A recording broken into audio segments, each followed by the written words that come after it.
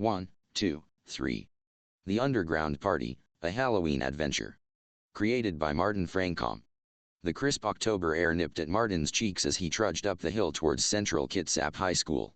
Fallen leaves crunched beneath his feet, their earthy scent mingling with the faint aroma of pumpkin spice wafting from the nearby coffee shop. It was just another Monday morning in Silverdale, Washington, or so he thought. As Martin approached the school's main entrance, he spotted his friends huddled together, whispering excitedly. Charlene's fiery red hair stood out against the gray sky, while Rocky's tall frame towered over the others. Carla, the youngest of the group, was practically bouncing with enthusiasm. "Hey, guys," Martin called out, quickening his pace. "What's got you all worked up?" Carla whirled around, her eyes sparkling with mischief. "Martin, you're not going to believe this. My cousin George told me about the most epic Halloween party ever." Martin raised an eyebrow. Carla's cousin George was notorious for his wild stories and even wilder parties. "Oh yeah? What's so special about this one?" Charlene leaned in, her voice dropping to a conspiratorial whisper. "It's in the Seattle underground city." "The what now?" Martin asked, confusion evident on his face. Rocky chimed in, his deep voice rumbling with excitement. "Dude, you've never heard of the Seattle Underground.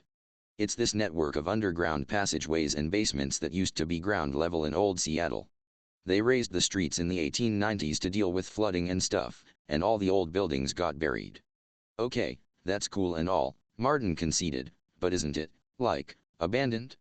And probably dangerous." Carla waved her hand dismissively. "That's what makes it exciting. Plus, George says he knows a secret entrance in Pioneer Square. We can totally sneak in without anyone noticing." Martin frowned, his responsible nature kicking in. "I don't know, guys. This sounds pretty sketchy. And how would we even get there?" "We'll take the 9 p.m. ferry from Bremerton," Charlene explained, her green eyes glinting with determination. "My older sister agreed to cover for us.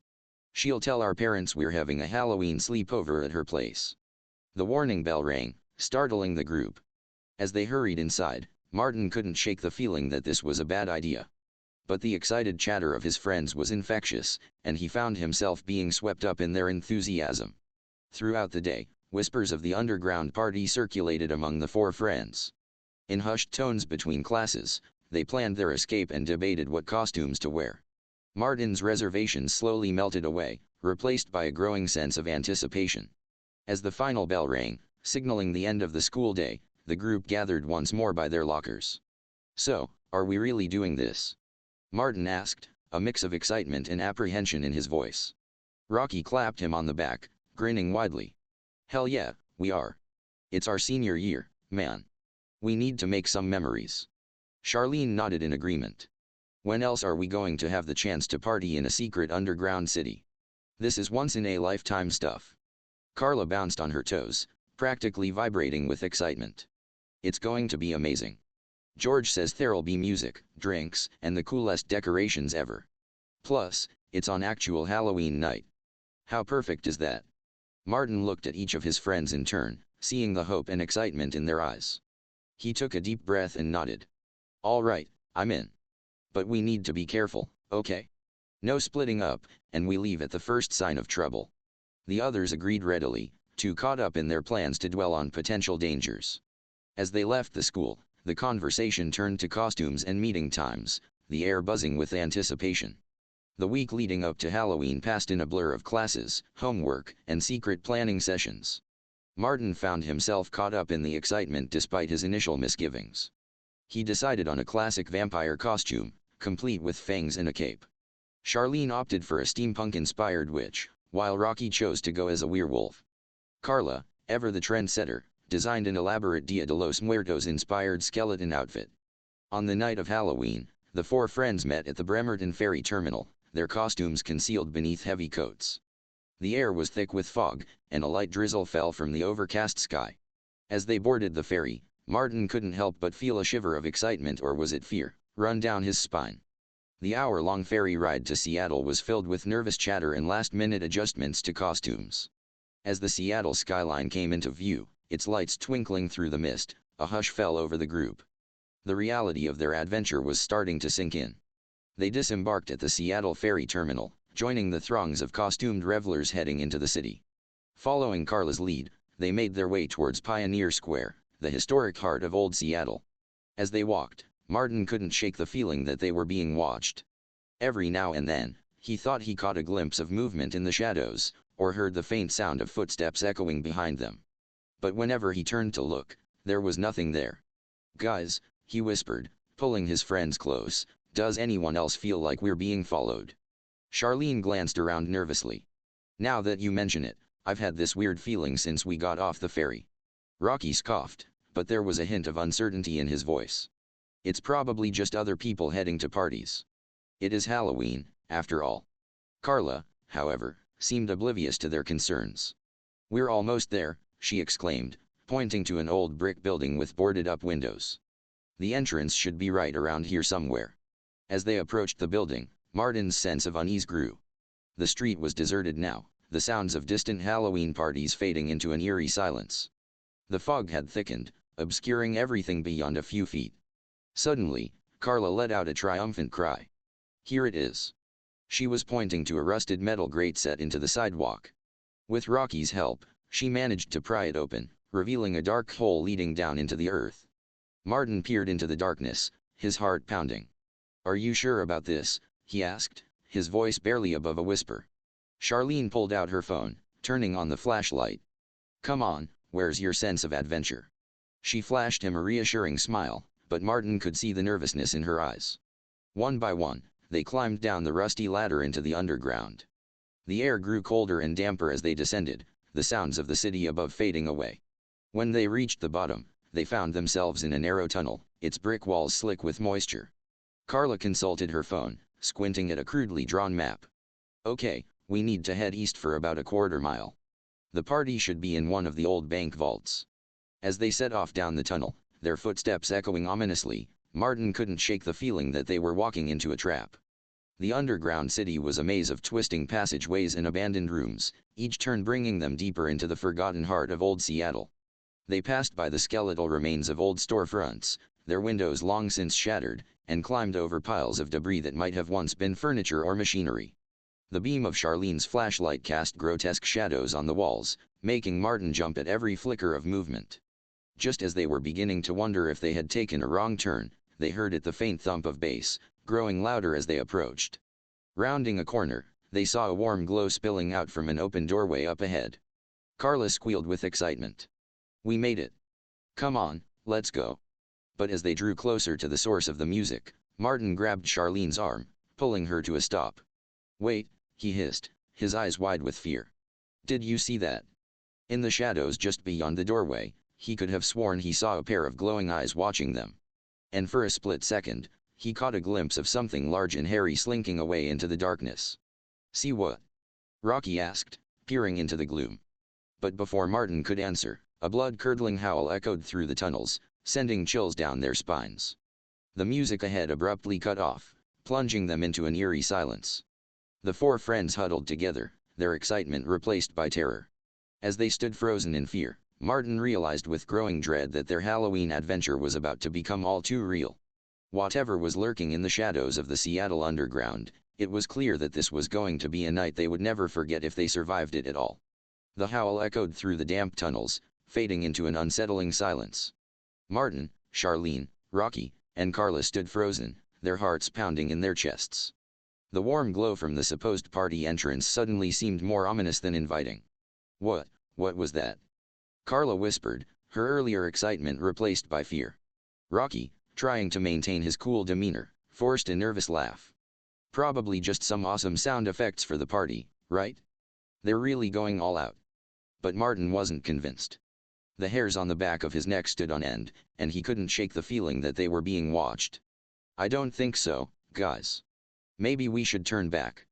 Charlene, her face pale beneath her steampunk makeup, nodded in agreement. "Yeah, this doesn't feel right. Let's get out of here." As they turned to retrace their steps, a new sound reached their ears, the soft padding of footsteps, drawing closer from the direction they had come. The beam of Charlene's flashlight flickered, casting wild shadows on the brick walls. "Run!" Martin yelled, grabbing Carla's hand and pulling her towards the glowing doorway. It was their only option now. The four friends sprinted down the tunnel, their costumes hindering their movements. Rocky's werewolf mask slipped, obscuring his vision, and he stumbled, nearly falling. Charlene grabbed his arm, steadying him as they ran. They burst through the doorway, expecting to find a crowded Halloween party. Instead, they found themselves in a vast, empty chamber. The source of the light was a collection of old-fashioned gas lamps scattered around the room, their flames dancing and creating an eerie, shifting illumination. What the hell? Rocky panted, pulling off his mask and looking around in confusion. Where is everyone? The room appeared to be an old bank vault, just as Carla's cousin had described. But instead of party decorations and revelers, they saw only dust-covered furniture and ancient banking equipment. Cobwebs hung from the ceiling, and the musty smell of decades of abandonment filled the air. Carla's voice trembled as she spoke. I don't understand. George said the party would be here. He wouldn't lie to me, would he? Before anyone could respond, a low growl emanated from the tunnel behind them. The padding footsteps grew louder, and a shadow fell across the doorway. Quick, hide. Martin hissed, pulling his friends behind a massive old desk. They crouched in the shadows, hardly daring to breathe, as the footsteps entered the room. Peering around the edge of the desk, Martin's eyes widened in horror at what he saw. A creature stood in the doorway, its massive form silhouetted against the dim light from the tunnel. It was vaguely humanoid but covered in thick, matted fur. Its head was that of a wolf, with glowing yellow eyes and teeth that gleamed wickedly in the lamplight. Oh my God, Charlene whispered, her voice barely audible. It's a werewolf. The creature's head snapped in their direction, its nostrils flaring as it caught their scent. It let out another bone-chilling howl, this one so close it made their ears ring. We need to find another way out, Martin said, his mind racing. He scanned the room, looking for any possible escape route. On the far side of the chamber, partially hidden behind a stack of old crates, he spotted another doorway. There. If we can make it to that door, maybe we can lose it in the tunnels. Rocky nodded, his earlier bravado replaced by grim determination. Okay, on three, we make a run for it. 1, 2. Before he could say 3, the werewolf lunged forward, its powerful legs propelling it across the room with terrifying speed. The friends scattered, narrowly avoiding its slashing claws. Carla screamed as she stumbled, her elaborate skeleton costume tangling around her legs. The werewolf turned towards her, its yellow eyes gleaming with predatory intent. Hey, ugly! Rocky shouted, picking up an old typewriter from a nearby desk and hurling it at the creature. The makeshift projectile caught the werewolf on the side of its head, momentarily stunning it. Martin seized the opportunity, rushing to Carla's side and helping her to her feet. Come on, run. They sprinted towards the far doorway, the werewolf's snarls spurring them on. As they reached the door, Charlene grabbed the handle, yanking it open. They tumbled through, slamming it shut behind them just as the werewolf crashed against it. The door shuddered under the impact, but the old wood held. For now. Panting heavily, the friends found themselves in another tunnel, this one sloping steeply downward. The only light came from Charlene's phone, its beam barely penetrating the thick darkness ahead. What do we do now? Carla sobbed, tears streaking her face paint. Martin took a deep breath, trying to calm his racing heart. We keep moving. We need to find a way back to the surface. As they started down the tunnel, the sound of splintering wood echoed behind them. The werewolf was breaking through the door. They ran blindly through the darkness, the beam of the phone's flashlight bouncing wildly off the tunnel walls. The air grew colder and damper as they descended deeper into the underground labyrinth. Suddenly, Rocky, who was in the lead, skidded to a halt. Dead end, he shouted in panic. The tunnel indeed ended abruptly, the brick wall before them covered in a thick layer of moss and lichen. But as Martin shone the light around desperately, he noticed something. Look, he exclaimed, pointing to a rusty ladder set into the wall. It led up to a small trapdoor in the ceiling. Maybe that leads out. Without hesitation, they began to climb. The metal rungs were slick with moisture, making the ascent treacherous. Behind them, they could hear the werewolf's howls growing closer. Rocky reached the trapdoor first, pushing against it with all his might. For a heart-stopping moment, it refused to budge. Then, with a groan of protesting hinges, it swung open. One by one, they clambered through the opening, finding themselves in what appeared to be an old, abandoned storefront. Dusty shelves lined the walls, and broken glass crunched beneath their feet. Quick, close it. Charlene urged as soon as they were all through. Martin and Rocky slammed the trap door shut, dragging a heavy old cabinet over it for good measure. Just in time they heard a resounding thud from below as the werewolf crashed into the dead end. For a moment, they stood in silence, listening intently. The muffled sounds of snarling and scratching came from beneath the trapdoor, but it seemed to be holding. "I think we're safe for now," Martin said, allowing himself a small sigh of relief. "But we need to find a way out of here and back to the street." As they caught their breath and took stock of their surroundings, a new sound reached their ears. It was faint at first, barely audible over their heavy breathing. But as they listened, it grew clearer, the sound of music and laughter, coming from somewhere nearby. "The party!" Carla exclaimed, her eyes lighting up with renewed hope. It must be close. But Martin felt a chill run down his spine that had nothing to do with their damp surroundings. Something about the music felt off. It was too perfect, too enticing. Like a siren's call luring them deeper into danger. "I don't know, guys," he said cautiously. "After what we just went through, maybe we should focus on finding a way back to the street." Rocky shook his head, already moving towards the source of the music. "No way, man. We didn't come all this way just to turn back now. Besides, there's safety in numbers, right? If we find the party, we'll be okay." Charlene nodded in agreement, the allure of the promised celebration overriding her earlier fear. "Rocky's right. We should at least check it out." Martin looked to Carla, hoping she might side with him, but she too seemed drawn by the music. With a sigh of resignation, he realized he was outvoted. "Fine," he conceded. "But we stick together, okay? No wandering off alone." As they made their way through the abandoned store towards the front entrance, Martin couldn't shake the feeling that they were walking into an even greater danger. The werewolf had been terrifying, yes, but at least it was a tangible threat. Whatever awaited them at this mysterious underground party felt far more insidious. They stepped out onto what appeared to be an old cobblestone street, lined with the facades of long-abandoned buildings. The music was louder now, coming from a grand old theater at the end of the block. Its marquee, somehow still illuminated after all these years, proclaimed in faded letters, "Halloween Spectacular, one night only." As they approached the theater, Martin noticed movement in the shadows between the buildings. Shapes flitted just at the edge of his vision, always disappearing when he turned to look directly at them. He shivered, pulling his vampire cape tighter around himself. The theater's doors stood open, warm light and the sound of revelry spilling out onto the street. As they climbed the steps, Martin couldn't help but feel they were crossing a threshold from which there might be no return. Inside, the scene that greeted them was like something out of a fever dream. The theater's grand lobby was filled with costumed figures dancing and laughing. But there was something not quite right about the revelers. Their movements were too fluid, their laughter too melodious.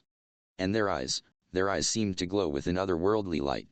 As Martin and his friends stood frozen in the doorway, taking in the surreal scene before them, one of the partygoers turned to look at them. It was a woman in an elaborate Victorian gown, her skin pale as moonlight. She smiled, revealing teeth that were just a bit too sharp to be human. "Welcome, my dears," she purred, her voice as smooth and dangerous as honey-coated razor blades. "We've been expecting you. The party is just getting started, and I'm simply dying to have a taste of your company." Martin's blood ran cold as he realized the true nature of their hosts. They had escaped the werewolf only to walk willingly into a nest of vampires. And as the door swung shut behind them with a resounding thud, he knew that their Halloween adventure had taken a turn into true horror. The Victorian vampire's words hung in the air, dripping with menace. Martin, Charlene, Rocky, and Carla stood frozen in the theater lobby, their eyes darting from one inhuman face to another. The realization that they were surrounded by vampires sent chills down their spines. "What do we do?" Charlene whispered, her voice trembling. Before anyone could respond, the vampire hostess glided towards them, her movements unnaturally graceful. Now, there's no need to be shy," she cooed, her red eyes gleaming. "We have such delights planned for you this evening." Rocky, always the first to recover, plastered on a nervous grin. Thanks for the invitation, but I think we might have the wrong party. We'll just be on our way." He turned to leave, but the doors had vanished, replaced by a solid wall. The vampire's laughter tinkled like breaking glass. "Oh, but you can't leave now. The night is young, and we have so much to celebrate." Martin's mind raced, searching for a way out. He remembered the crucifixes they had as part of their costumes, his vampire outfit and Charlene's steampunk, which both included them as accessories.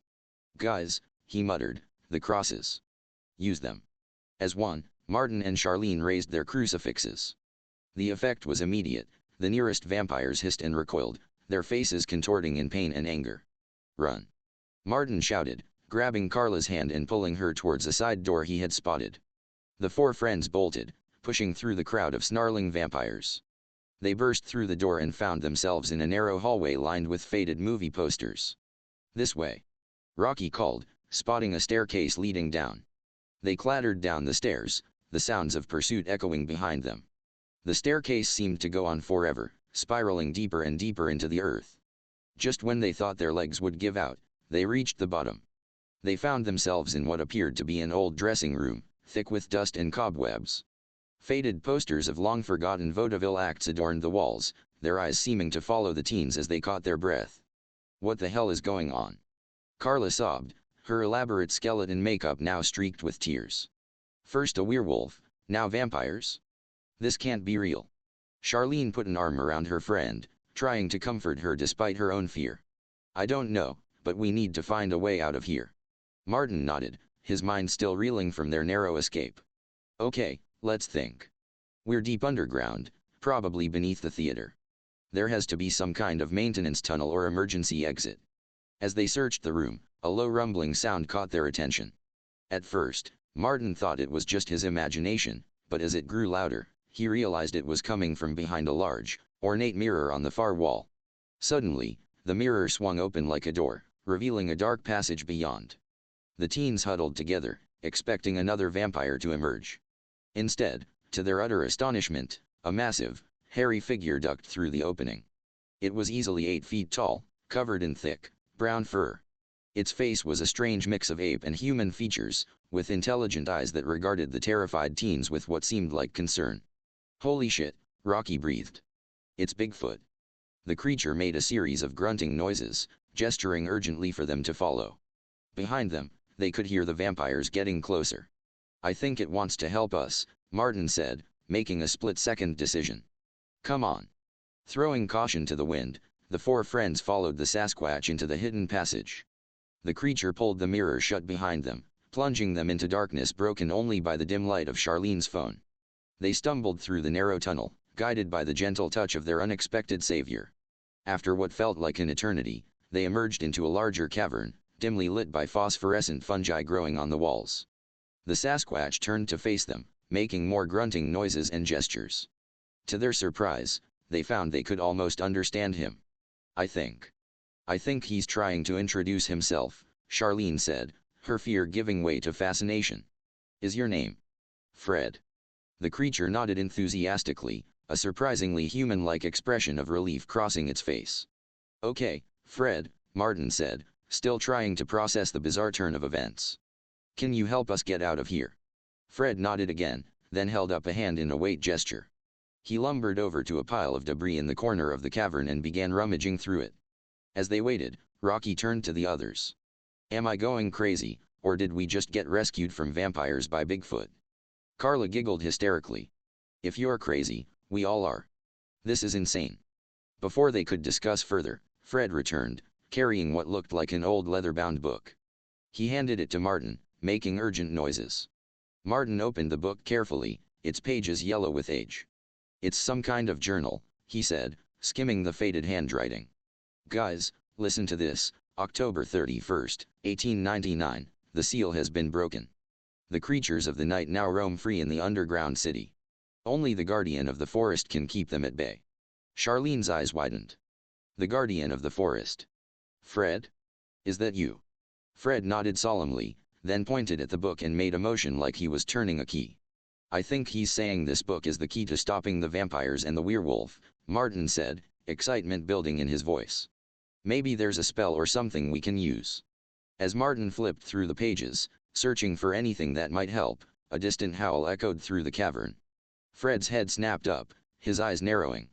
"The werewolf," Rocky said unnecessarily, his earlier bravado completely gone. "It's found us."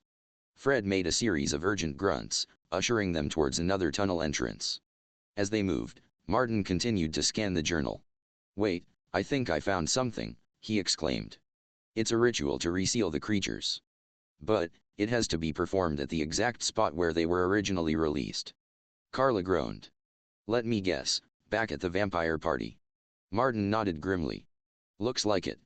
And it has to be done at midnight on Halloween, which is less than an hour from now." The howl came again, closer this time.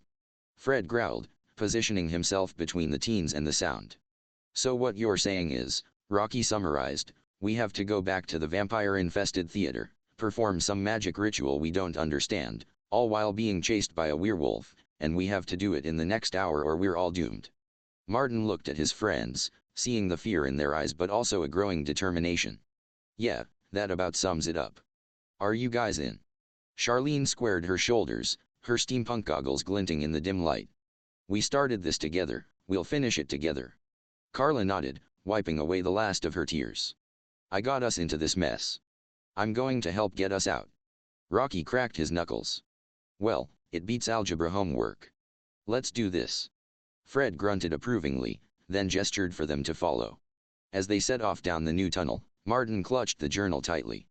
He had no idea how they were going to pull this off, but he knew one thing for certain: this was going to be a Halloween they'd never forget. The tunnel twisted and turned, leading them deeper into the labyrinth beneath Seattle. Fred moved with surprising agility for his size, guiding them through the darkness with ease. Every so often, they would hear the werewolf's howl or catch a glimpse of movement in the shadows, sending their hearts racing. As they hurried along, Martin continued to study the journal, trying to memorize the ritual. "Okay," he said between breaths, "the ritual requires 4 participants, each representing an element: earth, air, fire, and water." "Dibs on fire," Rocky said immediately. Charlene rolled her eyes. "Of course you'd pick fire."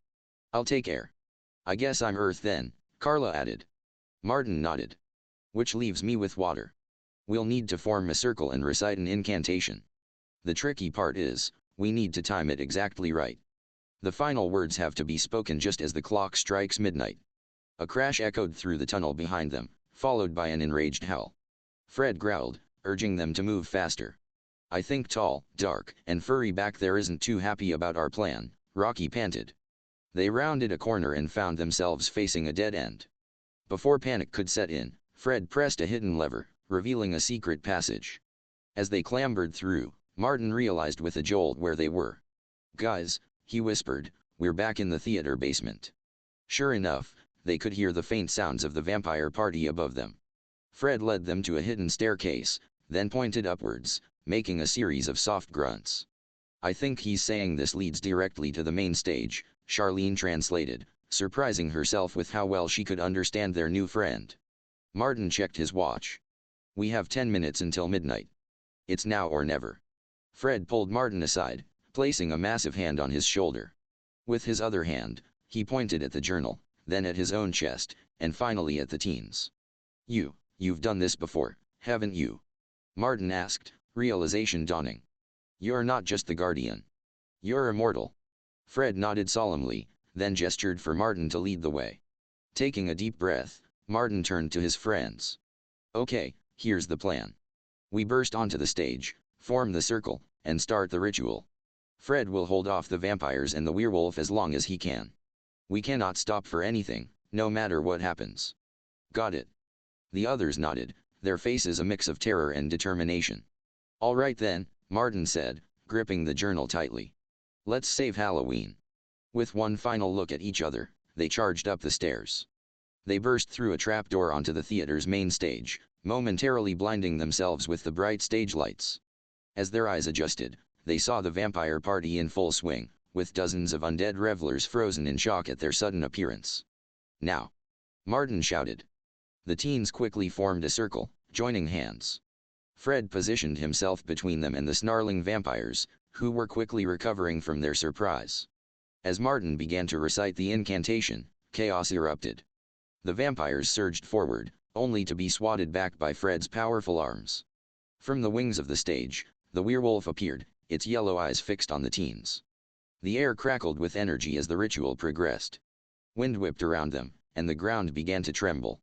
Martin's voice grew stronger with each word, the ancient language flowing from him as if he'd spoken it all his life. The vampire hostess, her face contorted with rage, managed to slip past Fred. Just as she was about to reach Carla, a blinding light erupted from the circle, throwing her back. Martin glanced at his watch. 11:59 and 30 seconds. Almost there. The werewolf lunged at Rocky, but Fred intercepted it, the two massive creatures grappling at the edge of the stage. "Martin, hurry!" Charlene cried, her voice barely audible over the howling wind. Martin's voice rose to a shout as he spoke the final words of the incantation. As the last syllable left his lips, the clock struck midnight. For a moment, everything went silent. Then, with a sound like 1,000 screams, a vortex of energy erupted from the center of their circle. It expanded rapidly, engulfing the vampires, the werewolf, and finally Fred himself. The teens clung to each other as the maelstrom raged around them. Through the chaos, Martin caught a glimpse of Fred. The Sasquatch gave him a gentle smile and a nod before he was swallowed by the light. And then, as suddenly as it had begun, it was over. The teens found themselves alone on the stage, surrounded by empty chairs and decades of dust. Of the vampires and the werewolf, there was no sign. Did we do it?" Carla asked, her voice shaky. Before anyone could answer, a low rumble shook the theater. Cracks appeared in the walls and ceiling, spreading rapidly. The seal. Martin realized. It's not just locking away the monsters, it's collapsing the entire underground city. "Run!" Rocky shouted, pulling Carla towards the exit. They sprinted through the crumbling theater, dodging falling debris. They burst out onto the street, which was already beginning to cave in. In the distance, they could see a faint glimmer of real moonlight. With the last of their strength, they climbed over piles of rubble and squeezed through narrow gaps. Just as they thought their lungs would burst, they stumbled out onto the streets of modern Seattle. Behind them, Pioneer Square shuddered as the last of the underground city collapsed in on itself, taking with it the horrors they had faced. The four friends collapsed onto the sidewalk, gasping for air. Around them, Halloween revelers continued their celebrations, oblivious to the battle that had just taken place beneath their feet. As the adrenaline began to fade, the reality of what they had just experienced started to sink in. They looked at each other, speechless, as the first light of dawn began to creep over the horizon. Finally, Rocky broke the silence. "So, same time next year?" The absurdity of the question hit them all at once, and they burst into hysterical laughter. As they sat there, covered in dust and still in their tattered costumes, Martin realized that Rocky was right about one thing: this was definitely a Halloween they would never forget. But as his laughter subsided, he couldn't help but wonder about Fred. Had their Sasquatch savior survived? And if he had, what other secrets might be hiding in the depths beneath Seattle, waiting to be discovered? With a mix of relief and lingering unease, Martin knew that their adventure might be over, but the mystery of the underground city was far from solved. As they picked themselves up and began the long walk back to the ferry terminal, he made a silent promise to return someday and uncover the truth. For now, though, he was just grateful they had survived the night. As the four friends made their way home, the journal tucked safely in Martin's backpack, they knew their bond had been forged in the face of unimaginable danger. Whatever challenges lay ahead, they would face them together. And somewhere in the forests surrounding Seattle, a gentle grunt echoed through the trees, as if bidding farewell to four young heroes who had helped save not just themselves, but an entire hidden world. The ferry ride back to Bremerton was eerily quiet. Martin, Charlene, Rocky, and Carla sat huddled together on the upper deck, their tattered Halloween costumes drawing curious glances from other passengers. As the Seattle skyline receded into the distance, shrouded in the early morning mist, each of them grappled with the reality of what they had experienced. Martin clutched his backpack, feeling the weight of the mysterious journal inside. He hadn't let it out of his sight since they escaped the collapsing underground city. Now, in the pale light of dawn, he wondered if it had all been some kind of shared hallucination. "So," Rocky said, breaking the silence, "we're agreed that all of that actually happened, right? Werewolves, vampires, Bigfoot. I mean, Fred."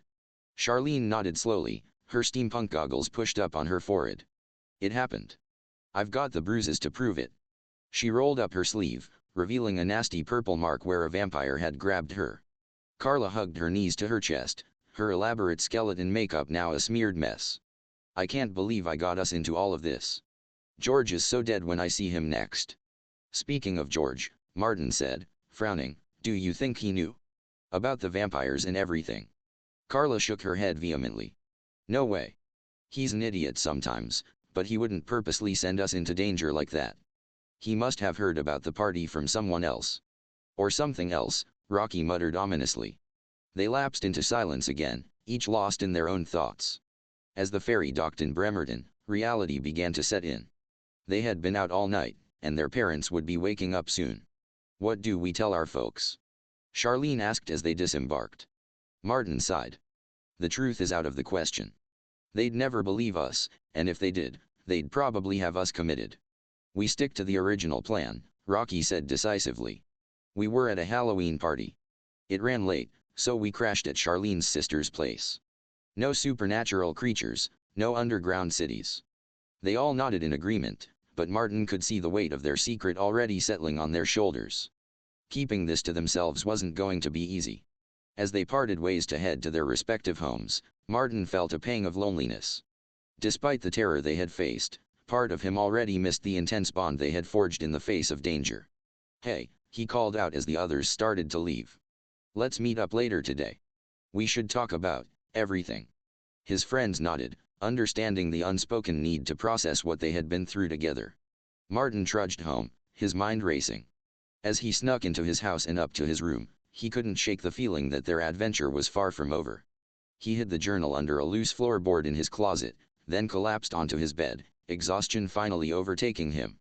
Hours later, Martin awoke to the sound of his phone buzzing. Bleary-eyed, he checked the messages in their group chat. Rocky, guys, turn on the news. Now. Martin fumbled for the remote, switching on his small TV. His jaw dropped as he saw the headline scrolling across the bottom of the screen: Mysterious sinkhole appears in Pioneer Square, experts baffled. The news footage showed a massive depression in the street, cordoned off by police tape. Engineers in hard hats milled about, looking confused and concerned. The reporter's voice came through tinny and surreal. Officials are at a loss to explain the sudden appearance of this sinkhole. Preliminary investigations suggest it may be connected to the old Seattle Underground, but the extent of the cave-in is unprecedented. Martin's phone buzzed again. Charlene, oh my God. What do we do? Carla, this is all my fault. I'm so sorry, guys. Rocky, no one's blaming you, Carla. We're in this together. Martin, meet at our spot in the park 30 minutes. Martin quickly got dressed and headed out, telling his parents he was meeting friends to work on a school project. As he walked to the park, he couldn't shake the feeling of being watched. Every shadow seemed to hide a potential threat, every unexpected sound made him jump. When he arrived at their usual meeting spot, a secluded picnic table surrounded by tall Douglas fir trees, the others were already there. They all looked as tired and shell-shocked as he felt. So, Martin said as he sat down, I guess it wasn't a dream after all. Rocky snorted. Some dream.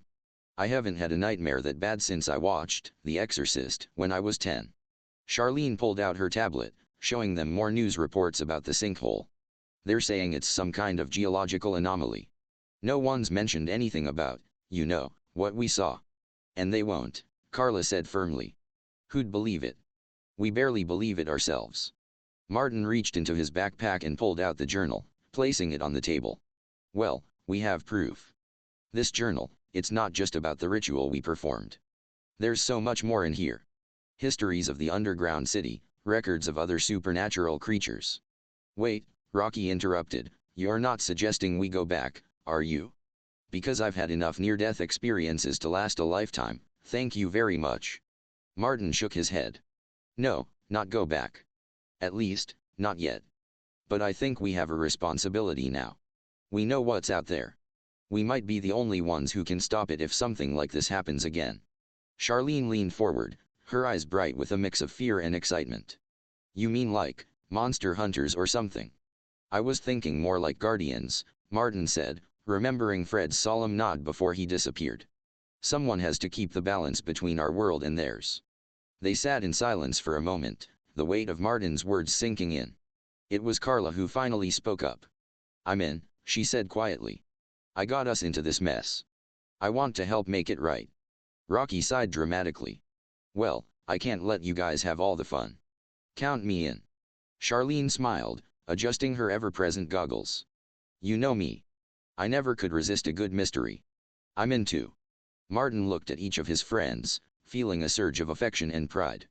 Okay then. I guess we're really doing this. But we need to be smart about it. No more rushing into danger without a plan. They spent the next few hours poring over the journal, making notes, and trying to decipher its more cryptic passages.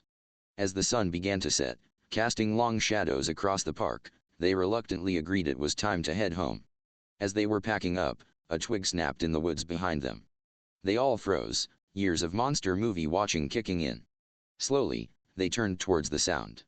There, just at the edge of the tree line, stood a massive, shadowy figure. For a heart-stopping moment, Martin thought the werewolf had somehow followed them. But then he saw the gentle, intelligent eyes, and he knew. "Fred," he whispered. The Sasquatch nodded once, then raised a hand in what was unmistakably a thumbs-up gesture. Before any of them could react further, he melted back into the shadows of the forest. The four friends stood in stunned silence for a moment, then burst into relieved laughter. "Well," Rocky said, grinning, "I guess we're not in this alone after all." As they walked home, plans already forming for their next move, Martin felt a mixture of excitement and trepidation. Their lives had changed forever, but they were in it together. And with allies like Fred out there, he felt confident they could face whatever challenges lay ahead. The sun dipped below the horizon, and a cool breeze rustled the leaves. Somewhere in the distance, a wolf howled, just a normal wolf, Martin told himself, but he quickened his pace nonetheless. Their first Halloween adventure might be over, but he had a feeling their journey was just beginning. As Martin climbed into bed that night, the journal safely hidden away once more, he found himself looking forward to the future with a mix of anticipation and nerves. Whatever came next, he and his friends would face it together. They were no longer just high school students, they were guardians of a secret world, protectors of the balance between the ordinary and the extraordinary. With that thought, he drifted off to sleep, dreaming of underground cities, friendly Sasquatches, and the adventures yet to come. The end. The Underground Party, a Halloween Adventure. Epilogue, 1 year later, Halloween Eve. The crisp October air carried the scent of fallen leaves and pumpkin spice lattes as Martin made his way across the University of Washington campus. The red brick buildings and towering trees, their leaves a vibrant array of autumn colors, created a picturesque scene that belied the weight of his thoughts. It was hard to believe that a year had passed since that fateful Halloween night when he and his friends had ventured into the Seattle underground and emerged as reluctant guardians of the supernatural world. Now, as freshmen at UW, they faced the dual challenges of college life and their secret responsibilities. As he approached the Student Union building, he spotted Charlene, Rocky, and Carla huddled together at a table outside, just as they used to gather before class in high school. But this time, there was no excited whispering about secret parties or typical college concerns. Instead, they wore the slightly weary but determined expressions of those who had seen too much and taken on an enormous responsibility. Their laptops and textbooks were open before them, but Martin knew their discussion likely centered on matters far removed from their official studies. "Hey, guys," Martin called out, quickening his pace to join them. They greeted him with warm smiles, the bond between them stronger than ever after everything they'd been through. "Ready for tonight?" Charlene asked, her steampunk goggles now a permanent fixture atop her head. Over the past year, she'd modified them with various lenses and filters designed to detect supernatural energy. Martin nodded, patting his backpack where the journal was safely tucked away. "As ready as we'll ever be." "Rocky, did you get the supplies?" Rocky grinned, holding up a duffel bag. "Salt, iron filings, silver nitrate, we're locked and loaded for whatever goes bump in the night." Carla, who had thrown herself into researching folklore and mythology over the past year, pulled out her tablet. "I've cross-referenced the lunar cycle with the ley line map we found in the journal. If there's going to be any supernatural activity tonight, it'll most likely be centered around Discovery Park." As they headed into the school, Martin couldn't help but marvel at how much they had all changed. What had started as a terrifying ordeal had transformed them into a well-oiled team of university student monster hunters, or guardians, as they preferred to call themselves. The day passed in a blur of classes and last-minute preparations. As their final class of the day ended, the four friends met up at the student union, excitement and nervousness crackling between them like static electricity. "Okay, one last check," Martin said as they walked towards the parking lot. "Charlene, you've got the detection gear." She nodded, patting her modified goggles. "And the EMF meter is charged and ready to go." "Rocky, weapons and protective gear." Rocky gave a mock salute. "Locked and loaded, Captain." Carla, research and navigation. She held up her tablet. Got the maps, lunar charts, and a direct line to that cryptozoology professor we met last month. Martin took a deep breath. All right then. Let's do this. As they piled into Charlene's beat-up Volkswagen van, now affectionately dubbed the Mystery Machine, Martin couldn't help but feel a twinge of nostalgia for the days when Halloween meant nothing more than costumes and candy. But as he looked at his friends, he knew he wouldn't trade this new life for anything. The drive into Seattle was filled with a mix of nervous chatter and last-minute strategy discussions. As they left the university campus, the Seattle skyline came into view, bringing with it memories of their first supernatural encounter. "Hey, look," Rocky said, pointing towards Pioneer Square as they drove First Street. "Looks like they finally finished repairing the sinkhole." Indeed, the site of their underground adventure showed no signs of the chaos it had endured a year ago. But Martin knew better than to think the danger had passed. The journal had taught them that the supernatural world was always there, lurking just beneath the surface of everyday life. As they parked near Discovery Park, the sun was just beginning to set, casting long shadows across the landscape. They geared up in silence, each lost in their own thoughts about what the night might bring. Just as they were about to enter the park, Martin's phone buzzed with a text message. He checked it and froze. "Guys," he said, his voice tight with tension. "It's from an unknown number. All it says is, the balance is shifting. Be ready." They looked at each other, a mix of fear and determination in their eyes. Whatever was coming, they would face it together. As they stepped into the gathering darkness of Discovery Park, Martin felt a familiar prickle on the back of his neck, the same feeling he'd had when they first entered the Seattle Underground. But this time, instead of fear, he felt a surge of excitement. Their Halloween adventure a year ago had been just the beginning. Now, as guardians of the supernatural world, they were embarking on a new chapter. Whatever challenges lay ahead, whatever monsters or mysteries they might face, Martin knew one thing for certain. This was going to be one hell of a Halloween. The full moon hung low over Discovery Park, casting an eerie glow over the landscape. Martin, Charlene, Rocky, and Carla moved silently through the underbrush, their senses on high alert. The mysterious text message weighed heavily on their minds as they searched for signs of supernatural activity. Charlene's modified goggles blinked with soft blue light as she scanned the area. "I'm picking up some strange energy readings," she whispered. "About 100 yards ahead, near the old battery." Martin nodded, pulling out the journal.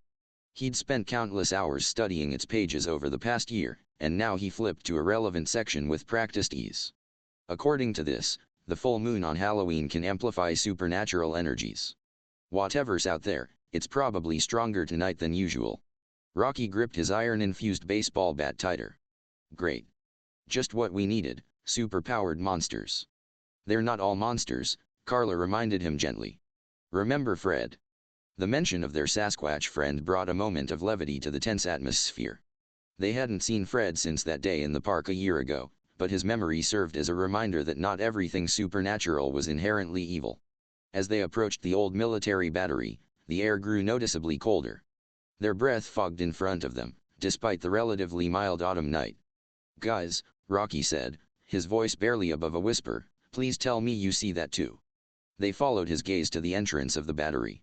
A faint, shimmering light seemed to dance around the old concrete structure.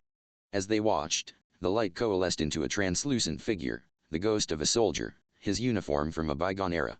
"Oh my God," Charlene breathed, her goggles whirring as they attempted to analyze the apparition. "It's really there. I'm getting off the charts readings." The ghost turned towards them, its ethereal face a mask of sorrow and confusion. It opened its mouth as if to speak, but no sound came out. Martin stepped forward cautiously, holding up his hands in a non-threatening gesture. "It's okay," he said softly. "We're here to help."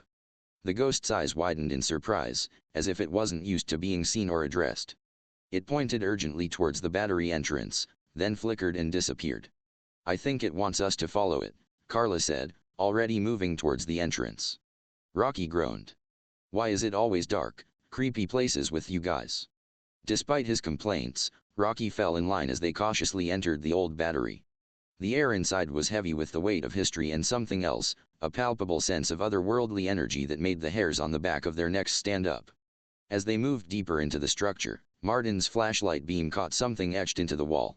He moved closer to examine it, his eyes widening in recognition. "Guys, look at this," he called out. The others gathered around, their faces a mix of awe and apprehension as they saw what Martin had discovered. Carved into the concrete was a symbol identical to one they had seen in the Seattle Underground a year ago. Beneath it was an inscription in a language none of them recognized. Carla quickly snapped a photo with her tablet. "I'll run this through the translation algorithm we developed. It might take a few minutes." As they waited, the temperature dropped even further.